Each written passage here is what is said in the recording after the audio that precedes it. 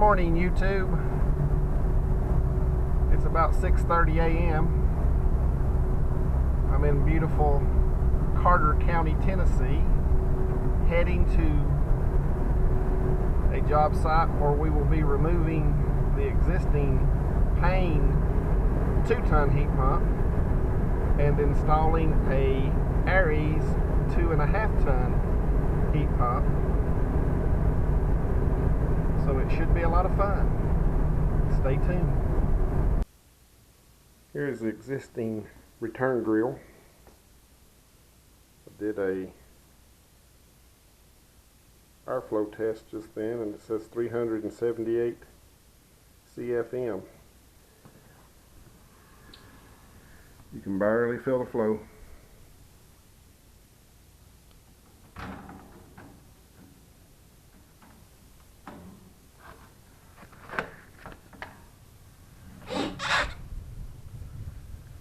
We're going to make this larger and hopefully get much better airflow around the house. Okay, here's the existing indoor unit.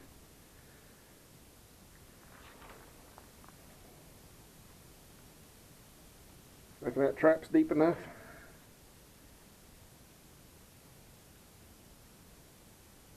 There's the little 12-inch return. I'm going to increase that.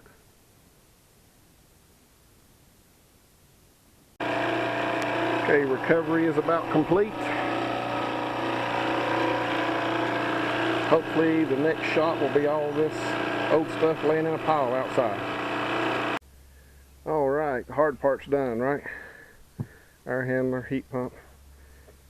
I'm replacing the line set because it's easy to get to. I always do if it's not a big deal. This is the only thing I found wrong really with this one, and it probably wouldn't hurt anything, but you just never know how bad you might find something underneath that insulation. So when in doubt, I tear it out. One thing all of you homeowners can do to know if you've got a good quality installation is look at your air handler where the copper lines go into it. If you've got gaping holes and on top of it you find this little bag of rubber seals, you might want to check the rest of the stuff. Just saying. Okay, I jumped in the house before I got too dirty to open up and do this return grill. I've got the hole enlarged for a 16 by 25 grate. And then in here I was limited by the 14.5 inches between the joist and the depth that this existing plenum box had been screwed in here because it's got sheetrock on the backside. It's in a closet. So what I did in order to get the additional square inches needed was I notched out the bottom of the wall on the backside of the sheetrock, which gives me, I know it's going to be hard to see, but I've basically got the same equivalent size hole as a 16-inch round duct. So that should give me enough airflow for this unit, or at least be a lot better than what it used to be. Okay guys, the outdoor unit's sitting on the pad. The shade's staying with me a little bit, which is nice. Been working here close to the house. Working on my new return. Took that existing box out and opened it up from a 12-inch to a 16-inch duct. There's my little buddy. Anyway, I left my tape underneath. I'm going to tape that up and then put some mastic on it. So I decided to go ahead and try to get my line set run. Since I was coming under here, it's kind of a drop off. I have to crawl in. So I got the air handler hanging back in the original hangers over there. Got it hooked up to the existing supply. I hooked the wiring up to it, turned it on and checked the static just on the supply side just to see what I had. I figured I would be fine. There's all kind of branch ducts on this particular system. I can't believe that little 2-ton was doing anything, but it ran for years. So I'm going to get this line set bent over there and grab my tape and go back out and mastic up that return box so it can be drying. Okay, we got her up and running. Here's our static.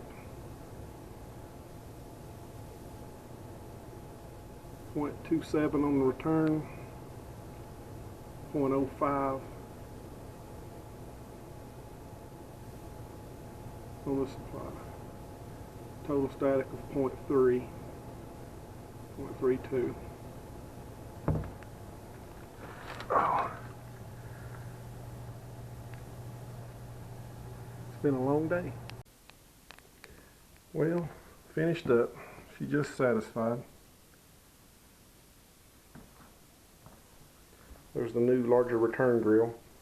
Wound up setting the fan speed on low, and still got 1,000, just over 1,000 CFM.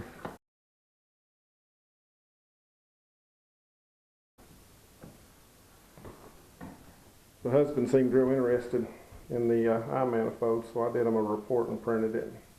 Left it here for them. They were really impressed with how quiet it was. Of course, they had a Payne with a Bristol compressor, so this one has a nice blanket on it. Got a separate whip on the thermostat wire to keep the dog from eating it off.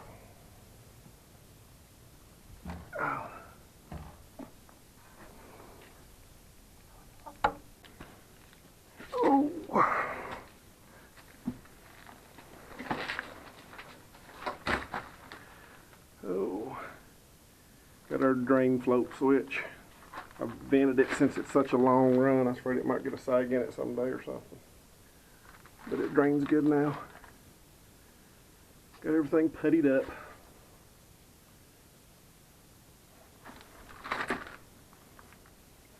I think they'll be real happy with it.